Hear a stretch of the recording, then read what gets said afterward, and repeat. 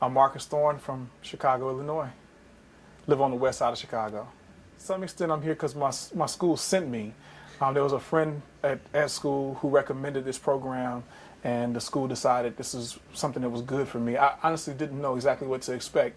I knew I wanted to know more about King, but I wasn't sure exactly what to expect in coming. It's kind of a funny situation in that my experience has been remarkable. I really have enjoyed all the training, everything I've learned, especially not having known what to expect coming in to now feel like I had some of the best training that I've ever had, just from a pedagogical perspective. We learned the material for the first 2 days. The next 3 days, we were involved in actually unpacking what it is we learned and understanding the flow of the training as well as why they put the training together the way they did. And then to have the, next week basically to help us with the whole content side, not the content, but the process side of it, thinking about how the content should flow, how it should be taught, the ways that it should be brought together, and then giving us practice actually doing it. It's a pretty unique process, and I've never been trained in this way quite the same way before, so it's been great. So, North Lawndale, the neighborhood where I live and work, is a pretty interesting neighborhood. It's the place where I've had the most community I've ever had before in my life. It's also the place where I've probably experienced or had around me the experiences of more violence than I've ever seen or had. And so knowing the greatness of what the community is that I've experienced, how can we build on that? How can we make it better? How can we make it stronger?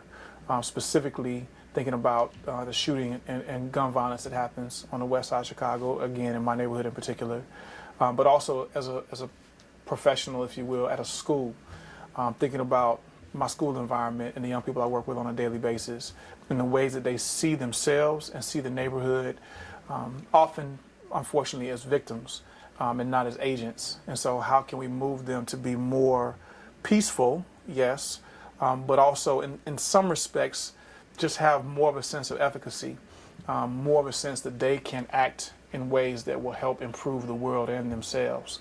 And I think that kind of gets at the heart of nonviolence, this sense of peace, justice, reconciliation. Those are the kind of the fancy terms that we use, but at root, I want to make sure that my students feel like the education they receive, that they can use it in a way that's going to be beneficial for themselves and for their community. That's super important to me. And so don't exactly know how, but that's exactly what I want to do. Myself and my colleague, Gerald, we're gonna work on that front, as well as the staff at the school. Whether it's going to be incorporated in the classroom or training specifically, I'd like to see both. An idea right now is to maybe put the principals in each room.